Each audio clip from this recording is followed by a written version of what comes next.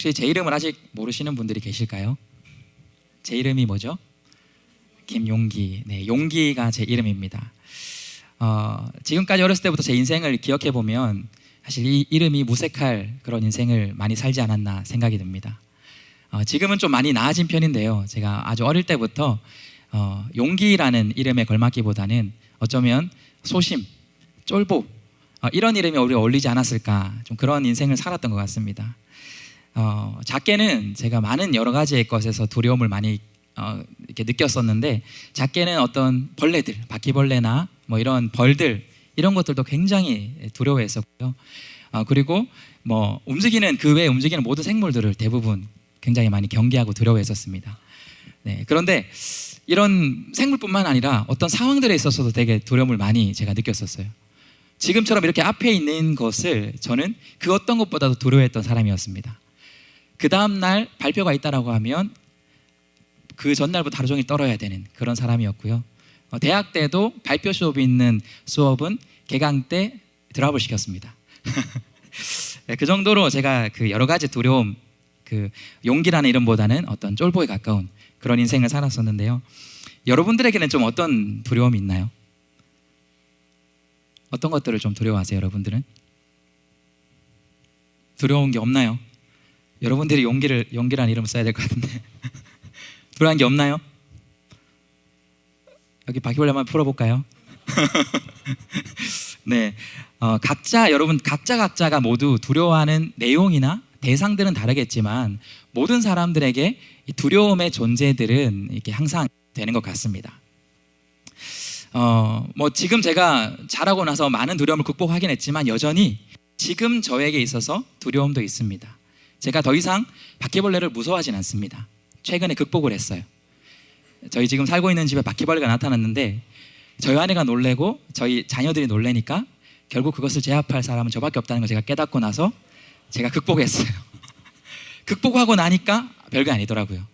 그런데 대신에 지금 저는 또 다른 두려움의 대상들이 있습니다. 그게 뭐냐면 제 자신의 건강에 대한 두려움이 생겼어요.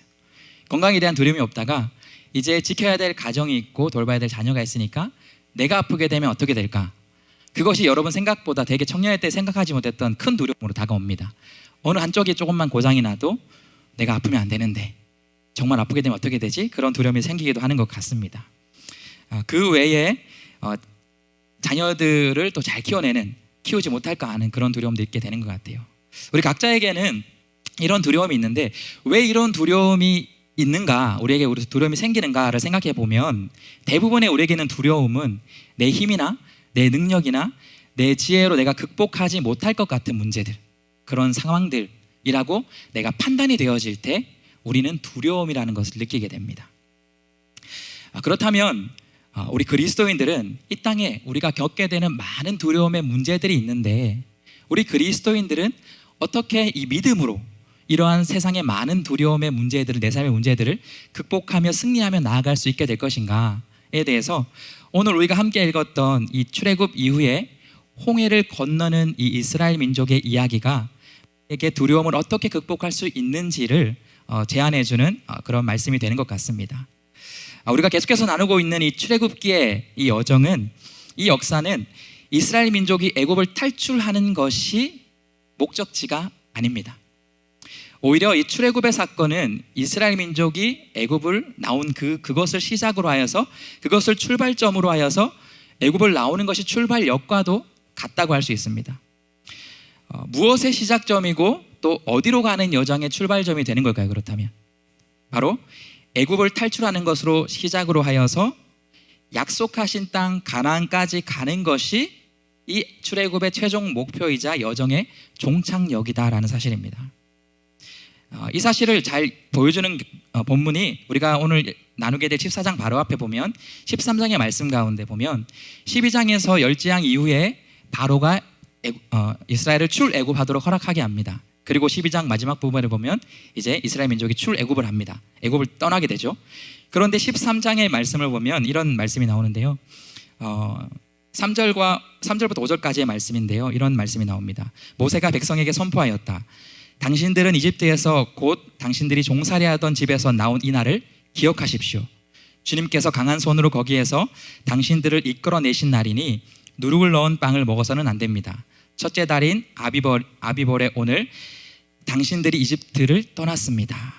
이렇게 해서 출애굽한 날을 기념할 것을 모세가 이야기합니다. 그러면서 바로 이어서 5절을 보면 주님께서 당신들의 조상에게 주시겠다고 맹세하신 젖과 꿀이 흐르는 땅 곧 가나안 사람과 헷사람과 아모리 사람과 히위 사람과 여부수 사람의 땅에 이르게 하시거든 당신들은 이달에 다음과 같은 예식을 지키십시오.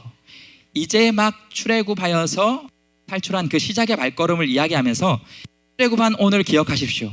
그런데 바로 이어서 얘기하는 것이 이것이 우리의 목표가 아니라 하나님이 약속하신 젖과 꿀이 흐르는 그 가나안 땅에 도착했을 때 동시에 이런 것으로 하나님을 기념하십시오 라고 예식을 지킵시오 라고 모세가 출애굽을 시작한 그때에 이렇게 전해주고 있는 겁니다.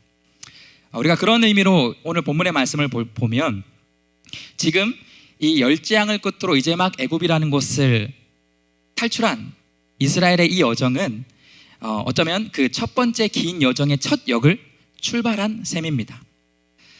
이렇게 출발한 이 이스라엘 민족의 여정은 이 열차는 가나안까지 이제 쉬지 않고 달려가게 됩니다. 꽤 긴 여정이 됩니다. 광야에서만 40년이고 그 이후에 정복의 또 과정도 있어야 돼. 가나안 땅을 정복하는 과정까지 가게 될 것입니다. 여러분 중에 혹시 그 부산행이라는 영화를 보신 분 계신가요? 다들 아마 유명한 영화에서 보셨을 텐데 그 영화를 보게 되면 서울역을 출발해서 이 부산역까지 부산행으로 가는 이 열차 그 여정을 보면 기차 안에서도 마찬가지지만 기차 밖에서도 이 여정은 그 좀비와의 전쟁으로 굉장히 험난한 여정이 이루어지는 것을 우리는 영화를 통해 볼 수 있었습니다. 그 영화를 보는 것만으로도 그 험난한 여정을 보는 것만으로도 지쳤던 저도 그런 기억이 있는 것 같아요.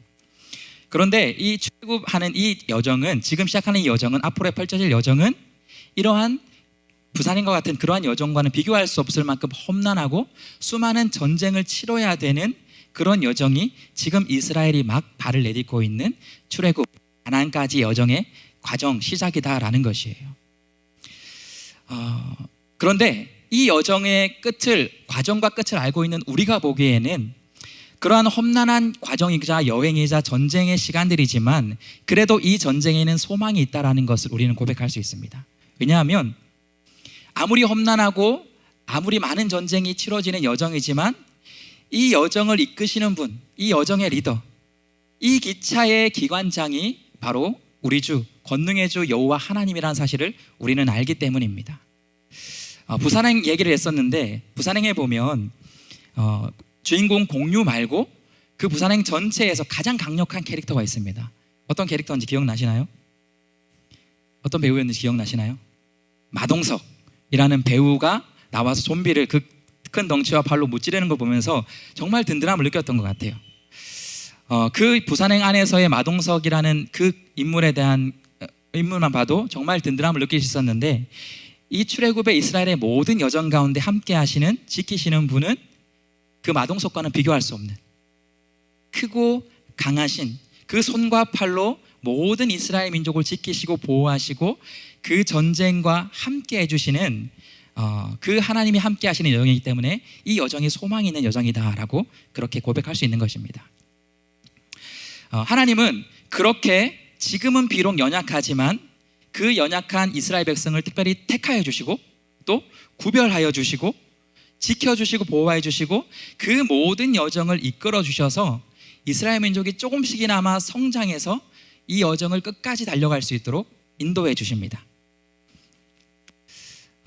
그렇기 때문에 우리가 이 여정을 알기 때문에 우리는 이것이 소망의 여정이 될 수 있지만 우리가 한번 오늘 이 홍해를 앞두고 있는 이스라엘 민족을 생각해 보면 이들에게는 이 여정, 이 시작되는 여정 그 가운데 만나게 되는 이 앞에 있는 홍해와 뒤에 있는 애굽 병사들의 이 상황은 실시간으로 그들이 직접 경험하는 정말 공포스러운 상황이었고 그리고 앞으로 그들이 걸어나가야 될 그 걸음과 걸음은 한치 앞설 알 수 없는 정말 두려운 여정이 지금 본문 속에 있는 이스라엘이 겪어야 될, 느껴야 될 그런 두려움이었습니다.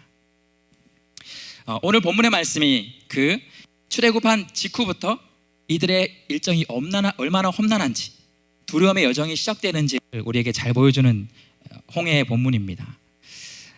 오늘 본문 14장 5절의 말씀을 보면 10번의 모든 재앙을 경험한 이후에 바로는 이스라엘을 출애굽하도록 허락하게 됩니다. 그리고 나서 이스라엘 민족이 출애굽하게 되죠. 그런데 그 불과 애굽을 나온 지 얼마 안 됐을 때 그들의 마음이, 바로의 마음이 변하는 것을 보게 됩니다. 우리 5절의 말씀을 같이 한번 함께 읽어보겠습니다. 자, 시작. 이스라엘 백성이 도망쳤다는 소식이 이집트의 왕의 귀에 들어갔다. 그러자 바로와 그의 신하들은 이 백성에 대한 생각을 바꾸었다. 우리에게 종살이하던 이스라엘 백성을 이렇게 풀어주어 놓아 보내다니 어쩌자고 이렇게 하였는가 하고 후회하였다. 분명히 열장을 겪고 나서 이스라엘을 나가도록 허락하였지만 금세 마음이 변해서 그들의 생각을 바꾸고 후회하는 바로와 그 애굽의 모습을 보게 됩니다. 그들이 그렇기 때문에 그것을 후회하여서 어떤 일을 벌였냐면, 바로 이어지는 6절을 보면 바로는 병거를 갖추고 그의 군대를 이끌고 나섰다. 이스라엘을 추격하러, 이스라엘을 잡으러 그렇게 나가는 것을 보게 됩니다. 상황이 이렇게 너무나도 급작스럽게 이스라엘 입장에서는 변하자 그들이 할 수 있는 것은 사실 두렵고 떠는 것밖에 없었습니다. 그들은 전쟁을, 다가오는 애굽 군대를 맞서 싸울 어떠한 것도 준비가 되어 있지 않았기 때문에 그들이 할 수 있는 것은 오직 두려워 떠는 것밖에 없었다라는 것입니다. 10절의 말씀을 보면 그 상황을 알게 된 이스라엘 민족의 모습을 우리가 이렇게 살펴볼 수 있습니다. 우리 10절 말씀도 함께 읽겠습니다. 시작.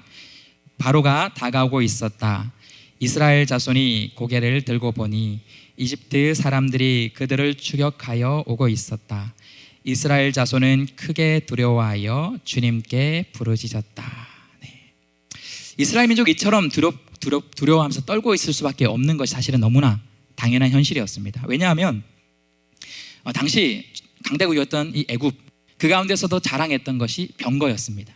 굉장히 강하고 기동성 있는, 그래서 그 병거가 지금 따라오고 있다는 것은 수십만 명이 어른과 아이와 할 것 없이 수십만 명이 모여서 걸어서 이동하는 이스라엘이 결코 피하거나 결코 그 상황을 벗어나거나 맞서 싸울 수 없는 상황에 처해 있는 것이 지금 이스라엘 민족의 상황이었어요. 그리고 이들은 앞서 열재앙에서는 경험하지 못했던 상황, 애굽의 반응을 지금 처음으로 달라진 이 전쟁의 양상을 경험하고 있기 때문이에요. 왜냐하면 우리가 열재앙을 한번 생각해 보면, 열재앙은 하나님이 애굽이라는 나라에 거의 일방적으로 재앙을 내리시는 형식으로 이 전쟁이 진행이 됐습니다. 그렇기 때문에 어떤 바로나 애굽이 제대로 이스라엘 향하여서 저항하거나 대항을 할 생각도 하지 못했었던 것이 열재앙이었어요. 그렇기 때문에 애굽과 이스라엘의 이런 전면적인 충돌 자체가 아예 없었던 것이 열재앙이었습니다. 그런데 이 열재앙 이후에 출애굽한 바로 이후 지금 오늘 홍해를 앞두고 있는 지금의 상황은 이전의 전쟁과 열재앙의 전쟁과는 다르게 전혀 다른 양상의 경험을 지금 하고 있는 거예요. 전면적으로 애굽 군대와 충돌하기를 임박한 상황이 지금 이스라엘이 맞닥뜨린 상황이었습니다. 한번 생각해 보면 당시에 가장 강했던 나라들, 자신들이 지배를 받았기 때문에 얼마나 강한 나라인지 충분히 알고 있는 그 상황에서 정말 강하고 기동성이 있는 병거가 지축을 흔들며 자신들을 잡으러, 죽이러 다가오는 그 모습을 바라보게 되면 두려워 떨 수밖에 없는 것입니다. 그런데 우리가 이 전쟁의 달라진 양상을 보면서 하나님께서 지금 원하시는, 이스라엘 향해 원하시는 뜻이 무엇인가를 깨달을 수 있습니다. 그것이 뭐냐면, 이전까지는 하나님께서 이제 갓 태어난 아이를 돌보듯이 열재앙을 통해서 이스라엘에게 거의 전적으로 돌보시고 그 아기를 먹이고 재우고 전적으로 모든 것을 책임졌다라면, 이제 출애굽의 여정을 시작하는 지금부터는 하나님이 하시는 이 전쟁, 하나님의 전쟁, 이 거룩한 전쟁에 이스라엘도 동참하게 하시는구나라는 것을 우리는 볼 수 있게 되는 것입니다. 하나님은 이제 이전과는 다르게 출애굽의 여정 시작부터 남은 모든 여정의 기간 동안 하나님이 혼자서 스스로 다 하시는 것이 아니라 하나님이 택한 이스라엘 백성으로 하여금 가나안의 끝까지 여정을 통해서 그들이 함께 하나님과 함께 이 전쟁을 동참하도록, 그래서 그들의 믿음이 성장하여서 하나님의 백성으로 가나안에 입성해서 하나님의 나라를 이루며 살아갈 수 있게 하기 위해서 하나님께서는 지금 이 시작하는 시점에 하나님의 전쟁에 이제 동참시키는 겁니다.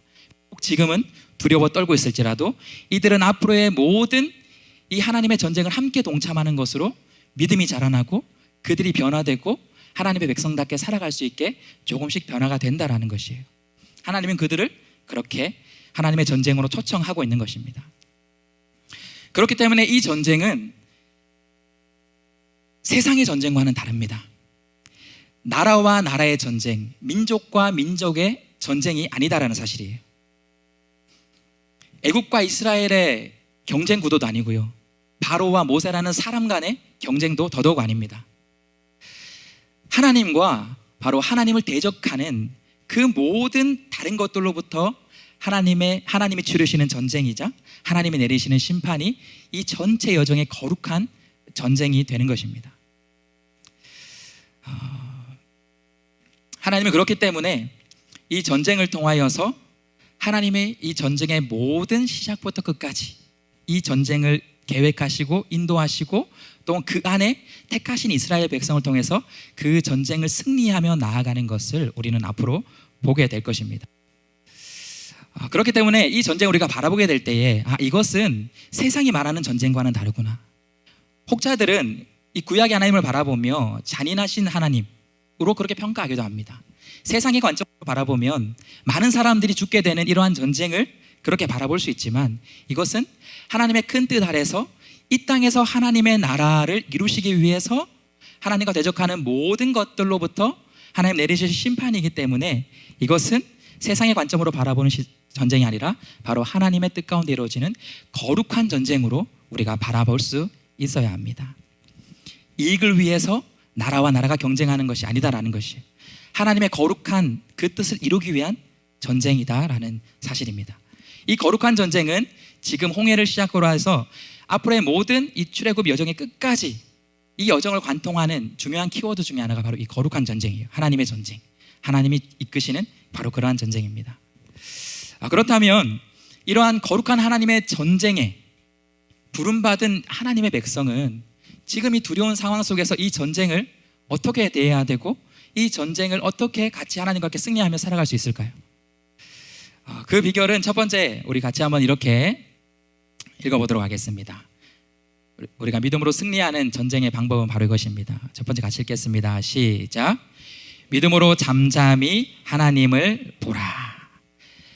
두려움 속에 이제 막 믿음의 걸음 여정을 시작한 이스라엘 민족에게 첫 번째로 이 승리에 동참하기 위해서는 가장 먼저 믿음으로 그리고 잠잠히 하나님을 바라보는 것이 시작이다라는 것이에요.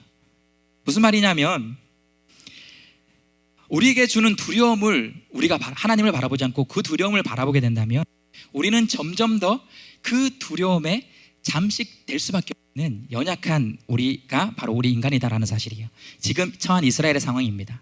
그러나 그들이 믿음의 눈을 들어서 그 두려움의 대상, 처한 환경을 시선을 돌려서 잠잠히 하나님을 향하여 믿음으로 바라보게 되면 그 모든 상황들이 변화되고 역전의 그런 상황이 된다라는 사실이에요. 이 사실을 잘 알았던 모세는 두려워 떨고 있는 그 이스라엘을 향하여서 13절, 14절 오늘 본문을 통해서 이렇게 이야기하는 것을 보게 됩니다. 우리 13절, 14절 말씀을 함께 읽어보겠습니다. 시작. 모세가 백성에게 대답하였다. 두려워하지 마십시오. 당신들은 가만히 서서 주님께서 오늘 당신들을 어떻게 구원하시는지 지켜보기만 하십시오. 당신들이 오늘 보는 이 이집트 사람을 다시는 볼 수 없을 것입니다. 주님께서 당신들을 구하여 주시려고 싸울 것이니 당신들은 진정하십시오. 모세가 지금 이스라엘을 바라보고 선포하는 것은 무슨 내용이냐면 앞서서 이들이 이스라엘이 두려워하고 있는 이유가 무엇인지를 모세는 알고 있었어요. 모세가 지금 이스라엘은 지금 자신들이 보고 있는 눈앞에 있는 크고 강한 그 애굽의 대군을 바라보면서 두려워하고 있는 거예요. 두려움의 대상, 두려움의 문제를 보고 두려워 떨고 있는 그들을 향하여서 모세가 말하는 것은 그것을 보는 것이 아니라 너희는 가만히 서서, 이 가만히 서 있다라는 것은 아무것도 하지 말라는 것이 아니라 그들의 마음에 지금 요동치고 있는, 우왕좌왕 갈팡질팡하고 있는 그 믿음, 그 마음을 잠잠히 가만히 두고 무엇을 하라고요? 하나님이 어떻게 구원하시는지 하나님의 구원을, 하나님을 바라보라 라고 그렇게 말씀하고 있는 것입니다.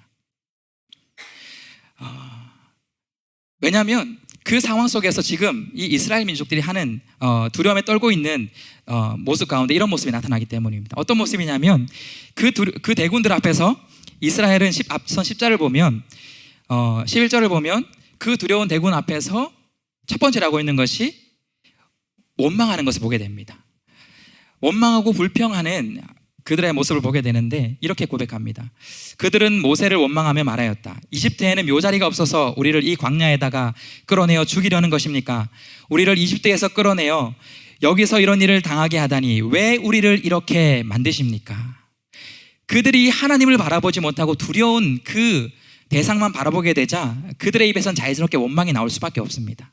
하나님의 일하심, 왜 이들을 인도하고 있는지를 바라볼 수 없다라는 것이에요. 왜 우리를 이렇게 만드셨습니까? 여러분은 혹시 아시나요? 하나님이 왜 이스라엘 백성들을, 애굽에 잘 살고 있던 이스라엘 백성들을 출애굽하게 하셔서 이제 이 여정을 가게 하신 그 이유가 무엇입니까?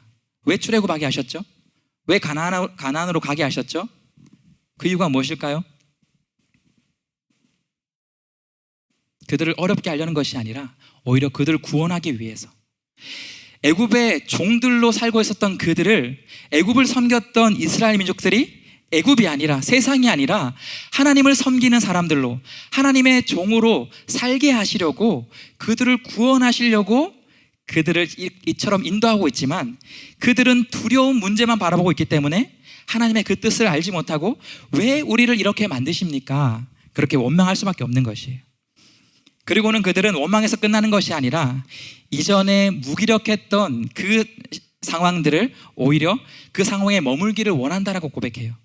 12절 말씀을 보면 이집트에 있을 때에 우리가 이미 당신에게 말하지 않았습니까? 광야에 나가서 죽는 것보다 이집트 사람을 섬기는 것이 더 나으니 우리가 이집트 사람을 섬기게 그대로 내버려두라고 하지 않았습니까? 이들은 하나님의 백성으로 이렇게 고난받고 사느니, 하나님의 약속을 따라 이 험난한 여정을 가면서 두려움에 떠느니 차라리 예전처럼 애굽의 종으로 사는 것이 더 나았다라고 그렇게 고백하는 것입니다. 혹시 여러분 중에 이러한 고백을 하나님께 드린 적은 없으셨나요? 하나님, 도대체 왜 하나님 믿게 하셔서 이런 힘든 일을 당하게 하세요? 왜 열심히 하나님 섬기게 하고 예배드리게 하셔서 저에게 이런 어려움을 당하게 하시나요? 차라리 하나님 모르고 살았던 그때가, 더 열심히 믿음 생활하지 않았던 그때가 하나님 더 좋았던 것 같아요. 혹은 그렇게 살고 있는 사람들을 바라보며 부러워했던 적은 없으셨나요? 여러분이 있는 그 두려움으로 인해서 그러한 고백을 했던 여러분 기억이 있다면 우리가 오늘 말씀을 기억하면서 여러분을 두렵게 하는 그 문제에 시선을 두고 있는 것이 아니라 여러분 그 시선을 돌려서 하나님을 바라볼 수 있는, 하나님으로 시선을 돌릴 수 있는 청년부의 여러분들이 되길 주님의 이름으로 간절히 소망합니다. 우리가 그렇게 시선을 돌릴 때에 이전에 보지 못했던, 이전에 알지 못했던 것을 우리가 볼 수 있게 됩니다. 그것이 무엇이냐면 14절에 이렇게 이야기합니다. 우리 14절의 말씀을 함께 읽겠습니다. 시작. 주님께서 당신들을 구하려 주시려고 싸우실 것이니 당신들은 진정하십시오. 믿음으로 잠잠히 경거망동하지 말고, 요란법석 떨지 말고, 그 상황에 두려워 떨지 말고 잠잠히 하나님을 바라보게 되면 어떤 것을, 이전에 바라보지 못했던 것을 깨닫게 되냐면 바로 주님께서 당신들을 구하려고 싸워주신다라는 것을 경험하고 볼 수 있게 된다는 것을 모세는 알려주고 있는 것입니다. 내가 싸우고 내 힘으로 이것들을 감당하고 극복하지 못하여서 두려워할 문제가 아니다라는 것이에요. 나의 싸움, 내 능력으로 이기는 싸움이 아니라 하나님과 함께하는 이 거룩한 전쟁은 하나님의 싸움이고 하나님께서 도우시고 지키시는 싸움이기 때문에 우리는 이것을 믿음으로 나아갈 때, 하나님을 바라볼 때 바로 이 사실을 발견할 수 있게 된다는 사실이에요. 이것을 너무나도 잘 알았던 모세가 이제 모든 이 시작, 출애굽의 시작에서 이 고백을 했던 것처럼 이 모든 출애굽의 과정을 끝나고 이제 가나안 땅으로 들어가기 앞서서 마지막 신명기에서 그가 고별 설교를 하면서 이렇게 고백하는 것을 볼 수 있습니다. 신명기 1장 30절 말씀인데요, 우리가 같이 한번 읽어보겠습니다. 시작.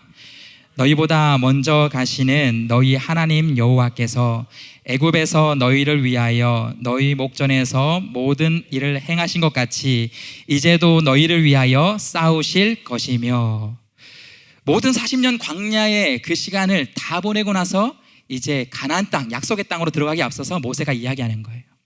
애굽에서 너희를 위하여 모든 일을 행하신 것 같이, 하나님이 싸워서 지금까지 인도한 것 같이 앞으로의 가나안 정복 전쟁도 거룩한 전쟁이 되어서 마찬가지로 너희를 위하여 하나님께서 싸워주실 것이다, 반드시 승리할 것이다 라는 것을 선포하고 계시는 것이에요.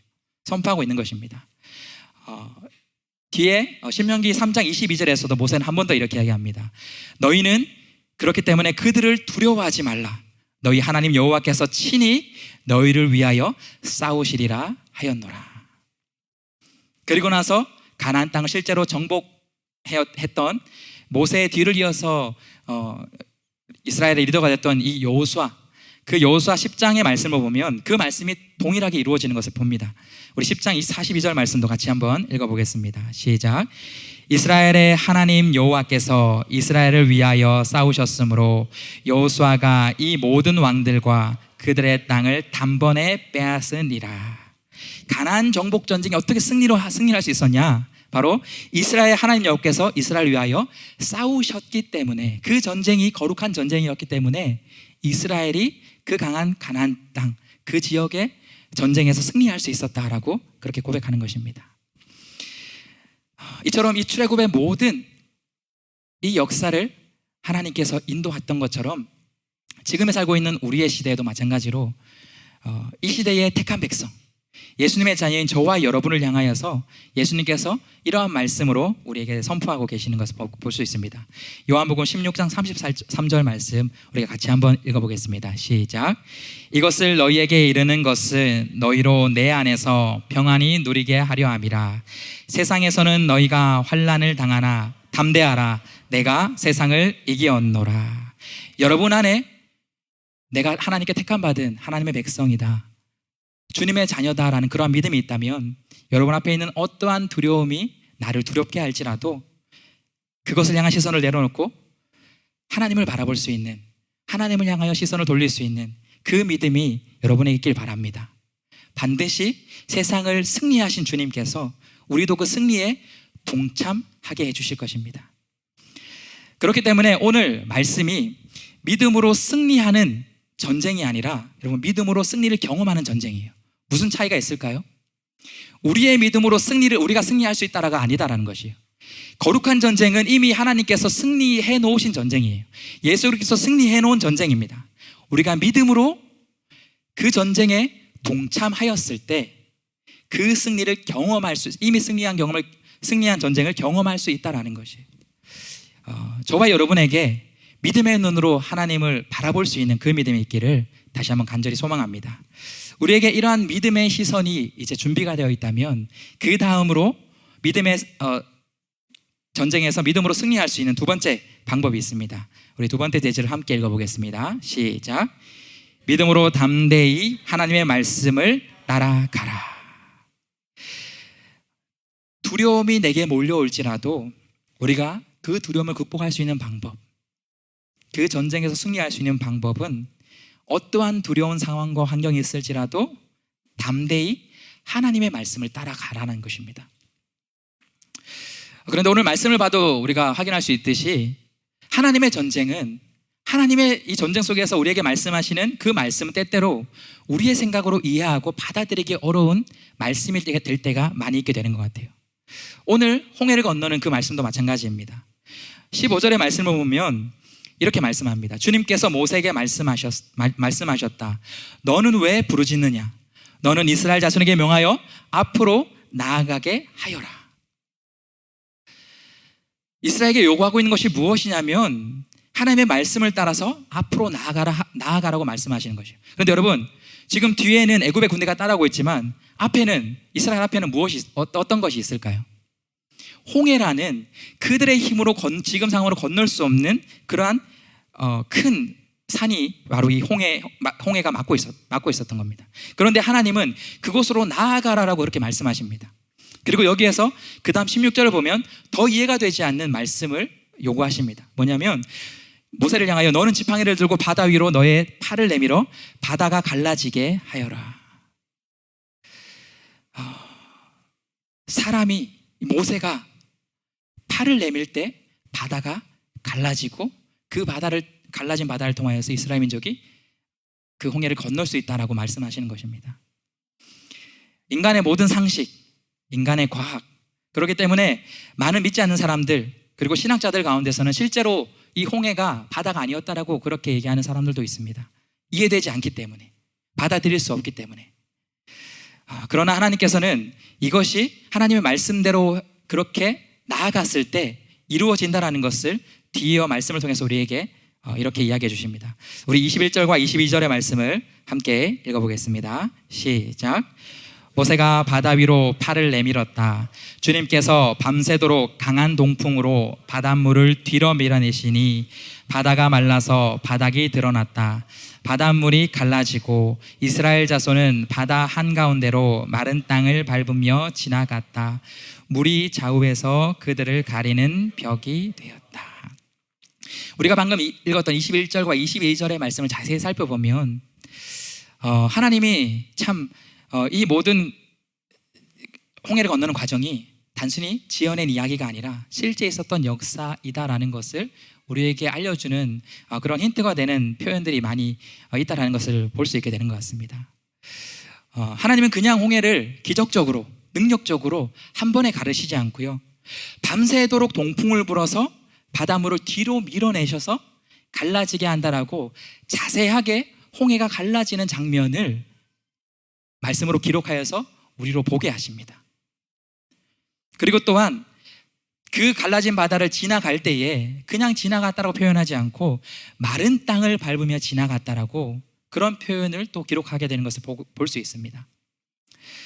하나님께서 이렇게 세세하게 이 모든 과정들을 다 디테일하게 주장하셔서 이 일들을 실제로 이루었다라는 것을 우리로 알게 해주는 그러한 표현이 되는 것 같습니다. 우리는 이러한 것을 바라보면서 두려움이 우리를 덮치는 그러한 문제가 있을지라도 하나님의 말씀이 이해되지 않더라도 그 말씀을 의지하여 나아가면 반드시 하나님의 말씀이 그 믿음 가운데 역사에서 우리는 하나님이 이루어진 승리를 우리도 경험할 수 있게 된다는 것을 오늘 홍해를 건너는 이스라엘의 이 믿음의 걸음을 살펴보며 우리는 확인할 수 있게 되는 것 같습니다. 이러한 하나님의 역사가 결국에는 이 모든 지금의 전쟁의 상황을 역전시키는 걸 보게 됩니다. 우리 24절의 말씀을 함께 읽어보겠습니다. 같이 읽겠습니다. 시작. 새벽녘이 되어 주님께서 불기둥과 구름기둥에서 이집트 진을 내려다보시고 이집트 진을 혼란 속에 빠뜨렸다. 지금 혼란에 빠져있는, 전쟁 가운데 혼란에 빠져있는 대상은 누구죠? 이집트 진영의 혼란에 빠졌습니다. 그런데 조금만 앞서가면 혼란에 빠져 있었던 다른 무리들이 있었어요. 어떤 무리들이 처음엔 혼란에 빠져 있었죠? 원래는 이스라엘 백성들이 혼란에 빠져서 두려워서 갈팡질팡했던 것이 불과 얼마 전에 이스라엘의 상황이었어요. 그러나 그들이 하나님의 이해되지 않는 말씀 속에서도 믿음을 따라 그 걸음을 내딛자 그 가운데에 모든 전쟁의 상황이 역전돼서 오히려 이스라엘을 혼란스럽게 했던 그 애굽이 혼란스럽게 되는 하나님의 전쟁이 어떻게 역전되는지를 우리에게 말씀을 통해 살펴보게 합니다. 그 상황을 겪게 된 애굽 군대에서 이렇게 고백이 나오는 것을 우리는 그래서 볼 수 있습니다. 우리 25절의 말씀도 함께 읽어보겠습니다. 시작. 주님께서 병거의 바퀴를 벗기셔서 전진하기 어렵게 만드시니 이집트 사람들은 이스라엘 사람들을 쫓지 말고 되돌아가자. 그들의 주가 그들 편이 되어 우리 이집트 사람과 싸운다 하고 외쳤다. 네. 하나님의 백성들이 믿음으로 하나님의 말씀을 따라 나아가면 이처럼 세상의 모든 사람들이 하나님의 주권을 알게 되고 하나님의 능력을 알게 되고 이렇게 고백할 수밖에 없는 것입니다. 언제요? 하나님의 백성들이 하나님의 말씀을 따라 나아갔을 때 세상에는 이러한 역사가 이루어진다라는 사실을 우리 청년들이 믿음으로 담대히 믿을 수 있기를 소망합니다. 그렇게 될 때 우리는 30절과 32절의 말씀처럼 이런 역사가 우리 삶에도 이루어질 것입니다. 우리 마지막으로 30절과 31절의 말씀을 함께 읽어보겠습니다. 시작. 그날에 여호와께서 이같이 이스라엘을 애굽 사람의 손에서 구원하심에 이스라엘이 바닷가에서 애굽 사람들이 죽어 있는 것을 보았더라. 이스라엘이 애굽 사람들에게 행하신 그 큰 능력을 보았으므로 백성이 여호와를 경외하여 여호와와 그의 종 모세를 배웠더라. 네, 계속 본다라는 표현이 반복해서 나옵니다. 그런데 처음에는 애굽을 두려움으로 보았다면 이제는 그것이 역전되어서 하나님이 승리해 놓은 두려움이 더 이상 두려움이 아닌 것이 되는 죽어있는 애굽을 보게 되는 것을 보게 됩니다. 그리고 그 역사를 통해 큰 능력으로 그 전쟁을 이끄시는 하나님을 보게 되는 것이 바로 믿음의 여정입니다. 여러분의 지금 삶 속에 어떤 두려움이 있습니까? 그것이 사람일 수 있고 여러분 환경일 수 있고 여러분의 미래에 대한 두려움이 되기도 할 것 같습니다. 어떠한 두려움이 여러분 앞에 있던지 간에 우리 오늘 말씀을 기억하면서 하나님을 바라보며 하나님이 여러분을 향하여 말씀하신 그 말씀에 따라 한 걸음 한 걸음 나아가는 것으로 하나님이 여러분을 향해 이미 이루어지신 그 승리를 함께 경험하는 우리 센텀 청년부 모든 여러분들이 되시길 주님의 이름으로 간절히 축복합니다.